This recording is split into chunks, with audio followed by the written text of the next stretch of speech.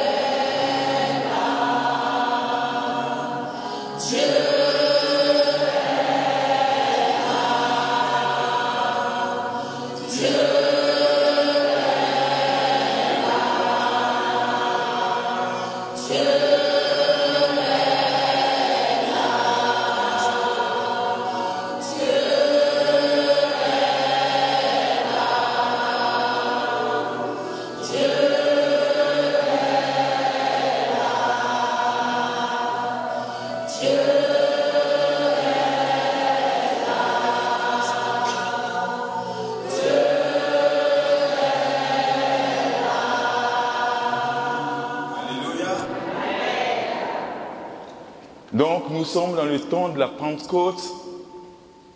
Il y a 2000 ans, c'était Pentecôte. Hier, c'était Pentecôte. Et aujourd'hui, c'est encore Pentecôte. Donc ce que nous allons vivre ici, ce n'est pas quelque chose de nouveau. Pourquoi? Parce que la plupart d'entre nous qui nous sommes préparés, nous avons été baptisés, nous avons reçu les sacrements. Donc l'Esprit de Dieu habite en nous. Nous sommes devenus le temple de l'Esprit, le tabernacle du Dieu vivant. Nous sommes devenus ce qu'on appelle des pneumatophores, c'est-à-dire des porteurs de l'Esprit. Donc ce que nous allons faire ici, dans quelques instants, c'est simplement réactualiser. Vous savez, aujourd'hui on a des applications de mise à jour, d'actualisation, de réactualisation. Donc on va télécharger. Donc ce qui manquait pour une mise à jour, la grâce que Dieu veut donner à chacun d'entre nous pour faire de nous des témoins. Et donc cet après-midi, le thème donc, de ce temps de prière, c'est embrasé par l'Esprit pour une vie de prière dans le feu. Pourquoi? Parce que nous entrons dans les derniers, les temps difficiles, où désormais, ceux qui vont tenir debout vont être ceux-là qui ont l'habitude de se mettre à genoux dans la présence de Dieu. Alléluia. Donc, vous pouvez vous asseoir.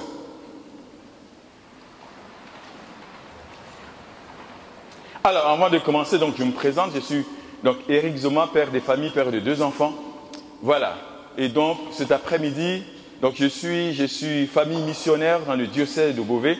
Comme disait la fois dernière le vicaire général, quand il nous rencontrait, qu'il nous donnait notre lettre de mission, il a dit, faites attention, partout où vous passez, où vous parlez désormais au nom de l'Église. J'ai dit, waouh, Seigneur, c'est une grosse responsabilité, cette affaire-là. Ok? Donc, du coup, je fais très attention à ce que je dis maintenant, à la paroisse, partout où je vais, parce que les gens suivaient tout ce que je dis. Sinon, ça va arriver aux oreilles de l'évêque. Voilà. Gloire à Dieu. Donc, cet après-midi, quand nous sommes là pour partager la parole de Dieu, pour vivre cet événement de la Pentecôte, le but, donc, je vous disais, c'est d'accueillir encore le feu de l'Esprit, le feu du Seigneur. Mais je suis venu ici en tant que frère dans le Christ Jésus, mais quand nous sommes en mission, nous venons au nom de quelqu'un, c'est au nom de l'Église, mais nous venons surtout au nom du Seigneur. Donc nous sommes, en quelque sorte, comme dit Paul, nous sommes des ambassadeurs, d'accord? Ambassadeur, c'est quelqu'un qui est envoyé pour une représentation diplomatique du royaume qu'il a envoyé. Donc cet après-midi, je me tiens ici au milieu de vous en tant qu'ambassadeur extraordinaire et plénipotentiaire du royaume des cieux. Voilà. Donc si je viens au nom du Seigneur en tant qu'ambassadeur, ça veut dire que ce que je dis, ce que je fais, tout ce qui va être dit est fait au nom du Seigneur, du roi qui m'a envoyé. Quand un pays envoie un ambassadeur quelque part, est-ce que le chef de l'État a besoin de se déplacer? Non. L'ambassadeur représente qui?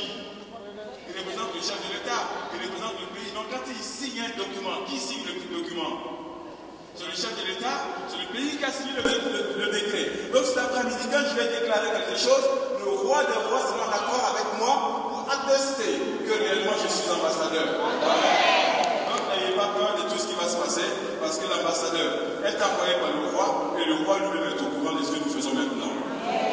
Maintenant, on va la première slide, s'il vous plaît.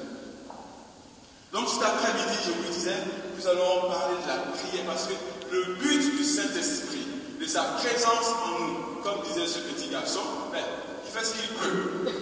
Pour qu'il fasse ce qu'il peut, il faut lui donner le peu que tu as, n'est-ce pas? Pour qu'il lui puisse le transformer en quelque chose d'absolument grand. Regardez, donc nous parlons de la prière aujourd'hui, pour être embrasé pour une vie dans le feu, une vie de prière dans le feu. Parce que le monde a besoin d'hommes et de femmes qui prient, qui crient. Je vous ai dit la fin de l'année quand je suis venu enseigner ici, que sur la terre ici, nous sommes les seuls êtres légaux, légitimes pour manifester le règne de Dieu. Nous sommes les seuls êtres légitimes pour établir une connexion entre le ciel et la terre.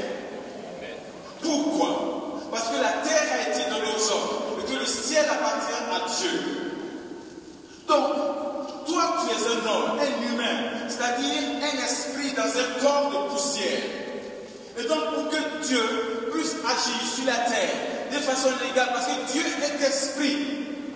Et donc, un esprit ne peut pas agir n'importe comment sur cette terre-là, parce que la terre appartient aux hommes, aux humains.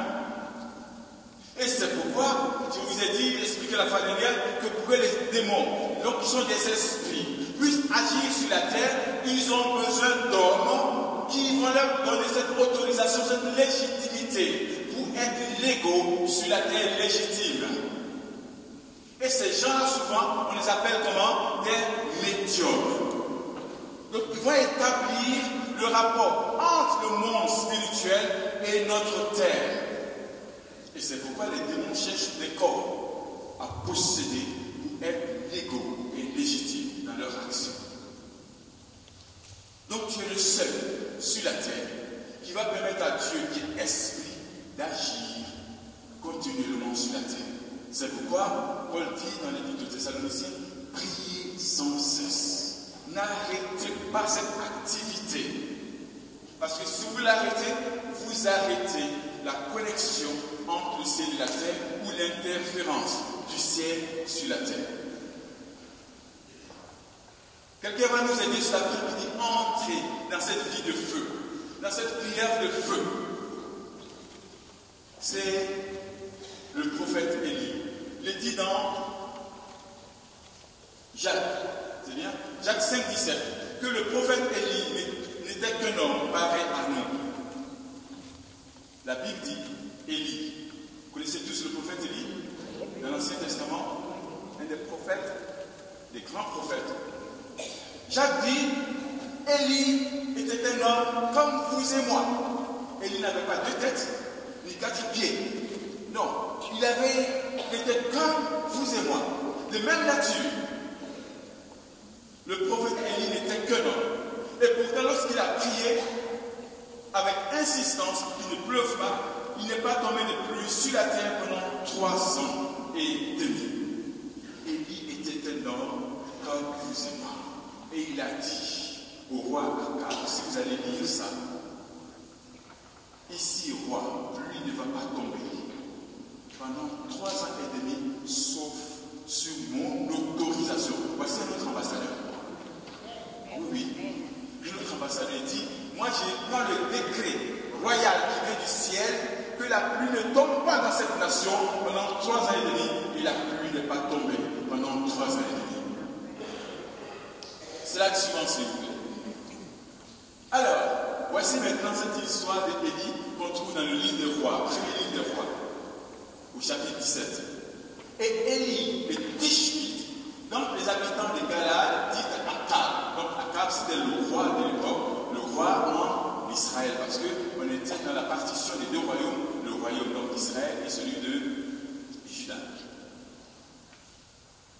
Voici, l'Éternel, le Dieu d'Israël, devant qui je me tiens, est vivant, qu'il n'aura ces années-ci ni rosée, ni pluie, selon ma parole. Et regardez, il va voir le roi, pardon, et il dit, même pas la rosée va tomber, même pas une goutte de rosée.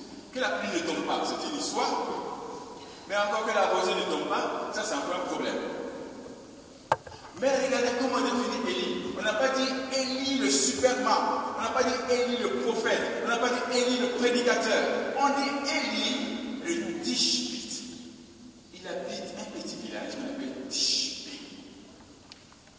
Voici, on ne peut dire lui. D'où ça? De Martinique. De Guadeloupe, pardon. Martinique, c'est pas Guadeloupe. Donc, lui, il est Guadeloupe. Voilà. Ah, lui, il est Guadeloupe. C'est qui celui-là? Inconnu. Si on vous avait dit Élie le Tishbite, c'est qui? 0.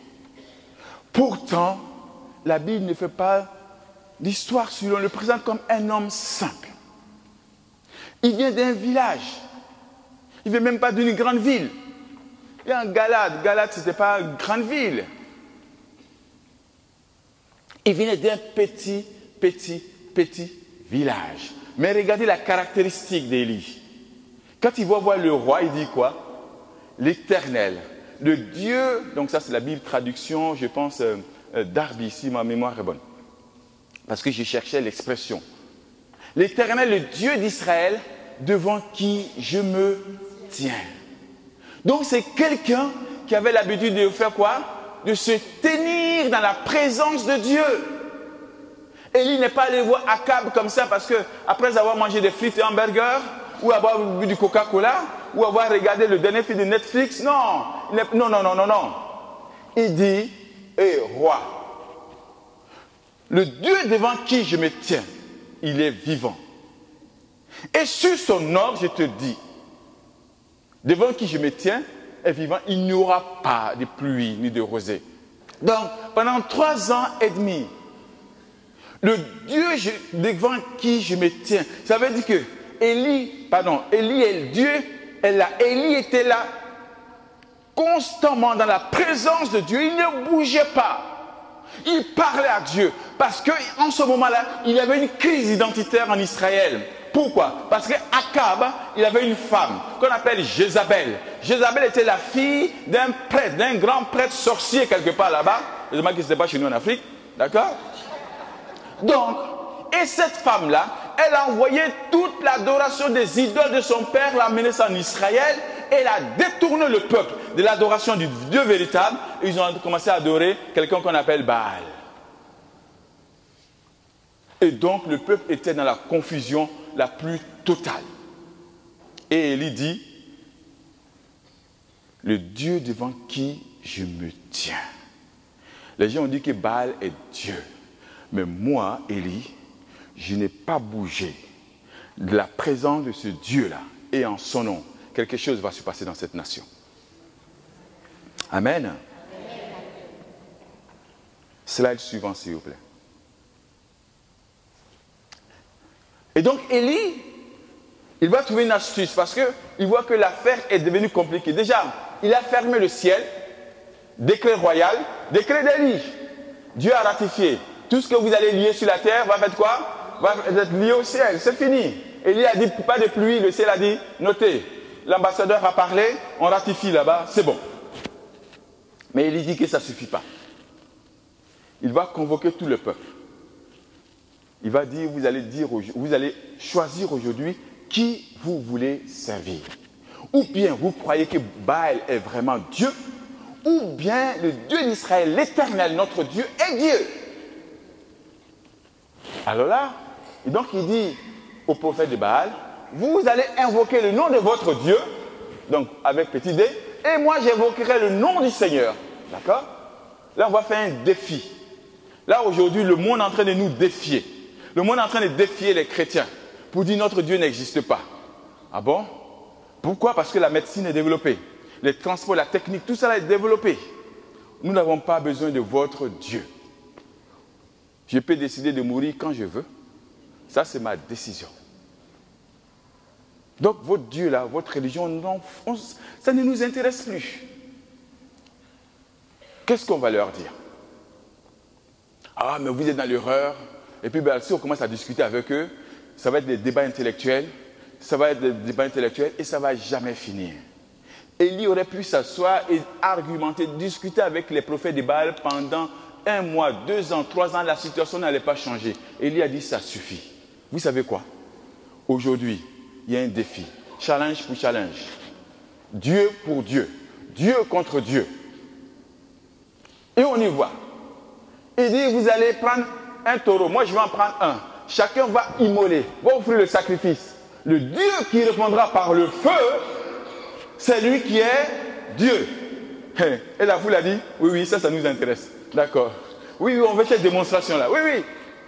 Si le monde qui nous défie, si on lance ce même défi, on dit, écoutez, vous faites tout ce bouquin-là pour rien. D'accord? Nous, on va vous démontrer que nous avons Dieu. Vous allez voir que le monde va s'arrêter. On va écouter les chrétiens, là, qu'est-ce qu'ils veulent nous montrer aujourd'hui? Il faut que des Élis se lèvent, mes bien-aimés. Il faut que des Élis se lèvent. Des hommes et des femmes qui se tiennent à la présence de Dieu. Et là, qu'est-ce qu'il fait? La foule a dit d'accord. Il dit, le Dieu qui va répondre comment? Par le feu. Parce que le feu est visible. Le feu fait bouger les choses. Le feu fait... Quand il y a le feu quelque part, personne ne reste assis. S'il y a le feu dans cette église-là, tout le monde va courir pour sortir. Sûr et certain. Mais s'il y a le vent, il y en a qui vont peut-être rester, qui vont se couvrir pour dire ça va aller, on va se protéger, ceci, ceci. Mais s'il y a le feu, personne ne reste insensible au feu. Et alors, qu'est-ce qu'il va faire Élie? Slide suivant. On dit, quand les prophètes de Baal ont crié toute la journée, ils se sont immolés, ils se sont taillardés, ils ont fait toutes sortes de danses rituelles. Je ne sais quelle façon ils ont dansé. Élie, il a dit peut-être que Baal est parti en vacances. Il est en Guadeloupe là-bas, sur les cocotiers là-bas. Ah non, là-bas, pardon. On n'est pas en Guadeloupe. Bon, d'accord. On va l'envoyer où alors? On va l'envoyer en Guadeloupe parce que là, non, on n'en veut pas là-bas, on n'en veut pas, surtout pas là-bas. D'accord? Donc, Élie dit, comme il est parti se reposer là, maintenant, moi, ça va être mon tour. Parce qu'ils ont prié presque une demi-journée, rien. Qu'est-ce qu'il va faire Élie? Avant d'invoquer le Seigneur, avant que le feu descende. La Bible dit que Élie rétablit l'autel de l'Éternel qui avait été renversé. Pourquoi? Ça, c'est une situation désastreuse. Dieu avait son autel. Quand Baal est venu, il n'y avait plus personne pour aller adorer Dieu à l'autel. Qu'est-ce qu'ils ont fait? Ils ont démoli l'autel du Seigneur. Et ils ont construit des autels partout pour Baal. Et la Bible dit, avant qu'Élie n'offre le sacrifice, il a rebâti l'autel. Pourquoi? C'est quoi l'autel? L'autel, c'est le lieu où le sacrifice va être offert. C'est-à-dire, avant que toi, tu commences à invoquer le Seigneur, avant que le feu ne descende, il va falloir que tu commences à rebâtir l'autel du Seigneur dans ta vie. L'autel de la prière. Il faut commencer à bâtir l'autel de la prière. Pas 5 minutes de prière. 5 minutes de prière ne vont pas amener le feu, les amis. 5 minutes de prière n'envoie pas le feu. 30 minutes de prière n'envoie pas le feu. 1 heure de prière n'envoie pas le feu. Élie a dit, le Dieu devant qui je me tiens. Pour que le feu commence, qu'il ait une étincelle, il va falloir commencer par 4 heures. J'ai expliqué ça pendant la formation. Pourquoi? Parce que pendant la première heure, il va falloir que toutes les puissances de ton corps se taisent. La deuxième heure, il va falloir que toutes les puissances de ton âme se taisent. La troisième heure, il va falloir que toutes les puissances de ton esprit se taisent.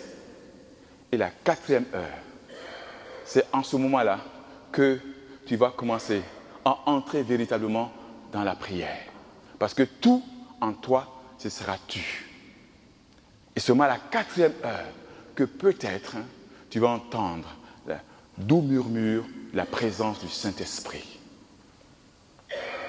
Donc Élie a bâti l'autel du Seigneur. Est-ce qu'il y en a qui veulent rebâtir l'autel de la prière? Oui, tu as besoin de ça pour toi, pour ta famille, pour tes enfants, pour ta nation, pour l'Église. Tu es papa, tu es maman, tu es épouse, tu es fils, tu es fille dans la maison. Mais commence à bâtir l'autel de la prière. Commence à entrer dans ce moment-là où dès le matin, tu vas réveiller l'aurore, comme dit le psaume. Réveillez-vous, harpe sitar, que je réveille l'aurore. Ah bon? Il y a des gens qui veulent réveiller l'aurore? Oui, dit David. Moi, je vais réveiller l'aurore. Je veux réveiller l'aurore. Pas pour faire du bruit, mais parce que je vais me tenir dans la présence de Dieu. Et regardez l'image là. C'est un peintre de chez moi en Côte d'Ivoire qui fait de la peinture sous inspiration prophétique. Il y a le feu sur cet homme-là qui tient son bâton qui est en feu, qui est lui-même en feu. Alors, slide suivant. Est-ce que le feu est important dans nos vies, mes bien-aimés? Le feu est important pour chacun d'entre nous. Nous avons besoin, le monde a besoin du feu. Comme disait Thérèse d'Avila, elle dit que ce monde est en feu. Le monde est en feu. Alors si le monde est en feu, qu'est-ce qu'il faut faire? Comment est-ce qu'on fait pour éteindre le feu? On va appeler les pompiers? Non. Parce que l'eau ne va même pas suffire pour éteindre ce feu-là. Le monde est en feu. On dit qu'il y a à peu près 6-7 milliards d'habitants sur la Terre. Et parmi ceux-là, il y a à peu près, on va dire comme ça, 2 milliards de chrétiens. Et parmi les 2 milliards de chrétiens, il y a au moins plus d'1 milliard de catholiques. Vous imaginez? Comment on va faire pour éteindre le feu de ce monde? Une des techniques pour éteindre le feu, c'est d'allumer un autre feu. Donc, il fait un contre-feu. Feu pour feu.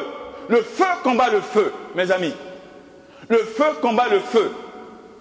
Quand on met 2 boxeurs sur un ring, on met poids lourd. Est-ce qu'on met poids plume à côté? Non, on met poids lourd contre poids lourd. Poids lourd pour poids lourd. Feu pour feu. Le feu combat le feu. Le feu combat le feu. Si le monde est en feu, alors nous aussi nous devons être en feu. Et Jésus dit ceci, Marc 9, 49. Tout homme sera salé par le feu. Tout homme. Ça dit, vous et moi, nous aurons besoin d'être salés à nouveau par le feu, d'être embrasés pour donner encore goût au monde, parce que nous sommes le sel de la terre. Vous prenez le sel, vous mettez dans n'importe quel aliment, c'est le sel qui va dominer. N'importe quel aliment, vous mettez le sel là-dedans, dans n'importe quelle boisson, le sel domine toujours. Le sel domine toujours. Et c'est pourquoi nous avons besoin d'être salés par le feu. Nous avons besoin d'être brûlés à nouveau pour que le sel qui est en nous puisse être manifesté. Jésus dit, si le sel perd sa saveur, comment pourrait-on lui redonner du goût? Il ne vaut plus rien. Il est jeté dehors et foulé aux pieds par les hommes. Non, le monde ne peut pas fouler l'église du Seigneur. Le monde ne peut pas fouler ta vie ni ma vie. Le monde ne peut pas te fouler. C'est toi qui dois impacter. C'est toi qui dois emmener le goût là où tu es, le goût de Dieu, le goût de l'éternité, le goût de la joie du ciel. Le monde a besoin de toi. Le monde a besoin de moi. Le monde a besoin de chacun d'entre nous. Je dirais, l'Église nous envoie pour cela. C'est pourquoi nous recevons le feu de l'Esprit. Quand ils ont reçu le feu de l'Esprit, est-ce qu'ils se sont assis? Non. Il y avait la Vierge Marie, il y avait Pierre, il y avait Jacques, il y avait Jean, il y avait toute la bande là. Et puis il y avait d'autres personnes. La Bible dit qu'ils étaient 120. Il y avait Marie, la sœur de Marie, femme de Cléophas. Puis il y avait d'autres. Marie-Magdalène, tous ça, ils étaient tous là. Tout le monde était là. Mais regardez, quand ils ont été embrasés, ils ne se sont pas dit, oh, ça fait du bien ce feu-là. Ça, on est bien là, hein? Pierre, ouais, ok. Bon, on peut rester ici à Jérusalem, hein? Et puis on va prier, on va se faire du bien, on va faire quelques trucs ici. Non, ce n'était pas l'objectif. C'était d'eux aller jusqu'aux extrémités de la terre. Jusqu'aux extrémités de la terre. Slide suivant, s'il vous plaît. Paul dit ceci dans Thessaloniciens 5, 19. N'éteignez pas l'esprit. N'éteignez pas quoi? Donc, si on éteint, on ne doit pas éteindre, ça veut dire que le Saint-Esprit est un feu dans nos vies. Il est un feu dans nos vies qu'il ne faut pas éteindre. Il est un feu. Tu peux le recevoir chaque jour. Et tu en as besoin chaque jour. Chaque jour, tu as besoin de ce feu-là. C'est là le suivant. Voici maintenant Jean qui présente Jésus. Il dit, regardez, moi je vous baptise dans l'eau en vue de la repentance. Mais lui, celui qui est plus grand que moi, lui, il vous fait quoi? Il vous baptisera quoi? Dans l'Esprit Saint et dans quoi? Dans l'Esprit Saint et dans l'eau? Non! Il n'a pas dit dans l'Esprit Saint et dans le vent. Il dit, il va vous baptiser. Du Saint-Esprit, vous allez recevoir le Saint-Esprit, mais en plus d'être rempli de l'Esprit, vous allez être plongé dans le feu pour que quand vous allez sortir du feu, vous soyez quoi? Vous-même en feu. Oui. C'est pourquoi le baptême de Jésus, ce n'est pas seulement un baptême dans l'Esprit pour qu'on soit rempli de l'Esprit Saint et avec ses dons.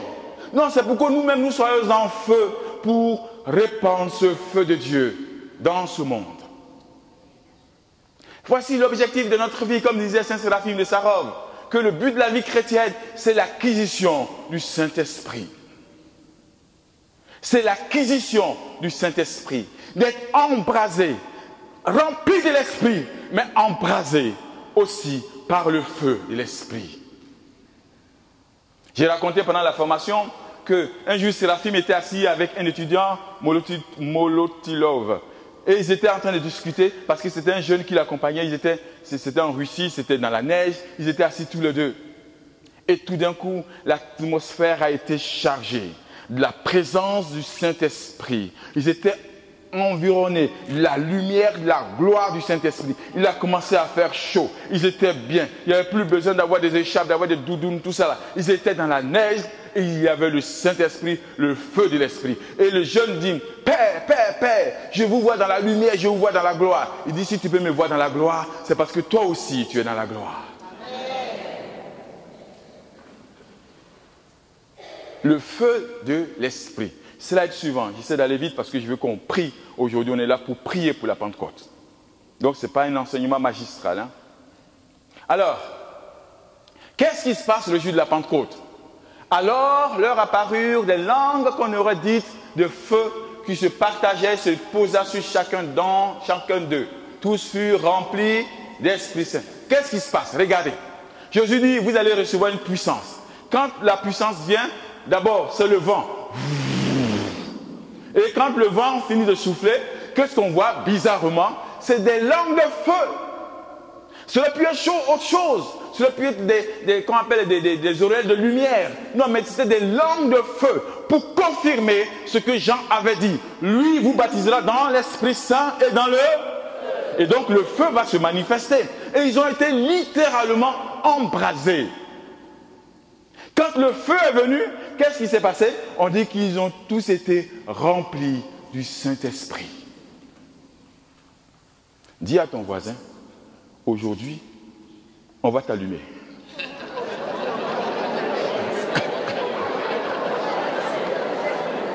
Oui, on va allumer le feu. On va allumer, hein? C'est pas du Johnny Hallyday, hein? D'accord? Voilà. Non, c'est pas Johnny Hallyday ici aujourd'hui, là. Non. Oui. Nous allons allumer, on va allumer le feu. Le Saint-Esprit est là. Et il va allumer le feu dans nos vies. Parce qu'il habite nos cœurs. Il a juste envie là, de prendre la place. L'atmosphère ici va se charger de feu. Slide suivant, s'il vous plaît. Puis on va terminer, on va prier. Regardez maintenant. Acte 4, 31. Ces hommes-là, ces femmes, qui étaient embrasés par le feu, qui ont été allumés par le feu de l'Esprit. Voici, on les a menacés. On a attrapé les apôtres. La persécution commence. La persécution commence.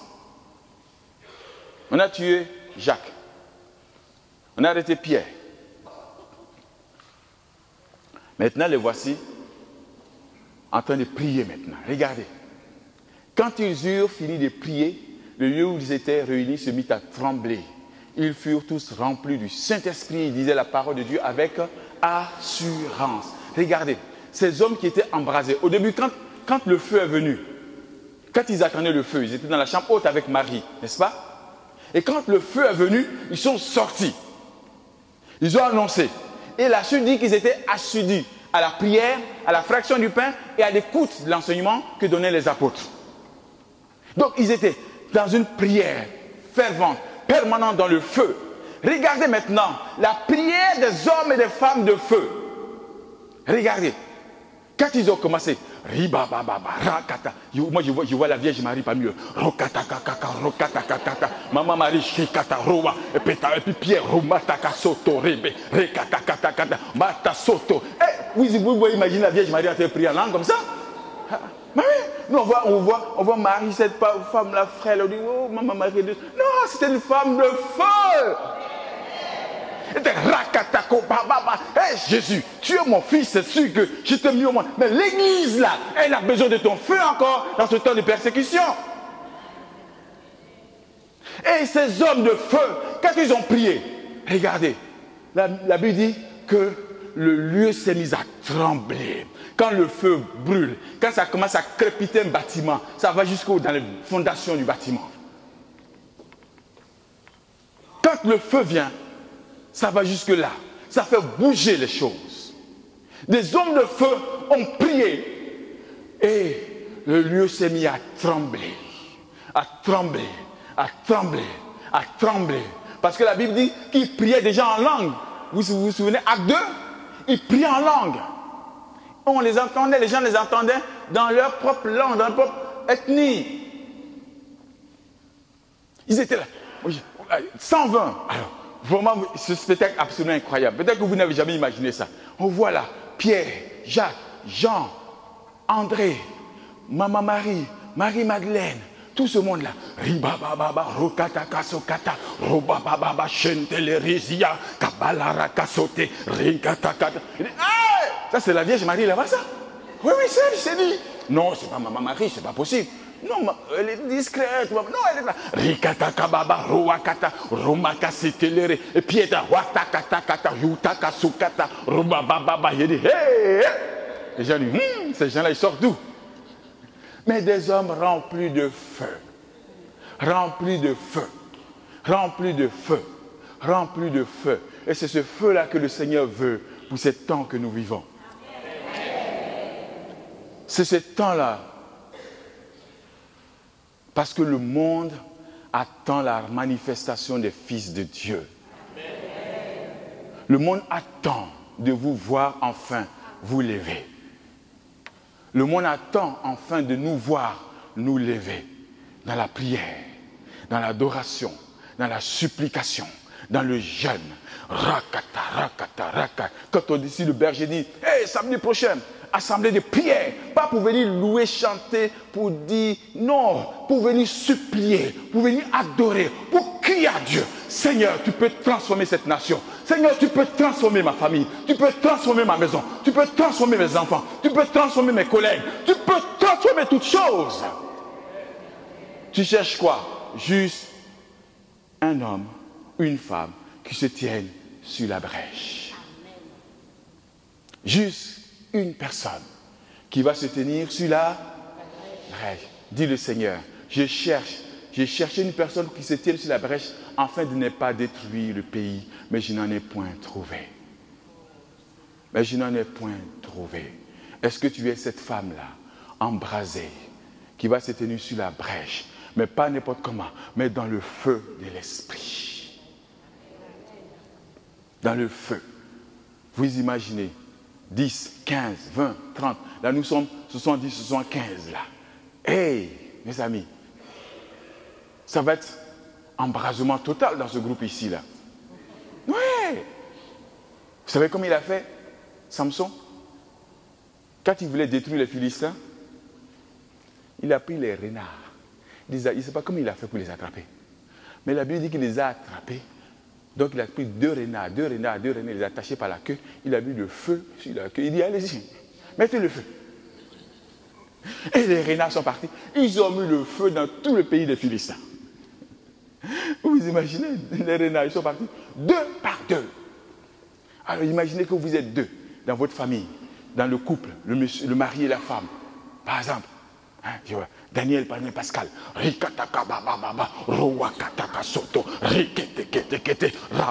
Seigneur, nos enfants, souviens-toi de l'église, souviens-toi du groupe de prière, souviens-toi de nos nations. Nous avons besoin de toi.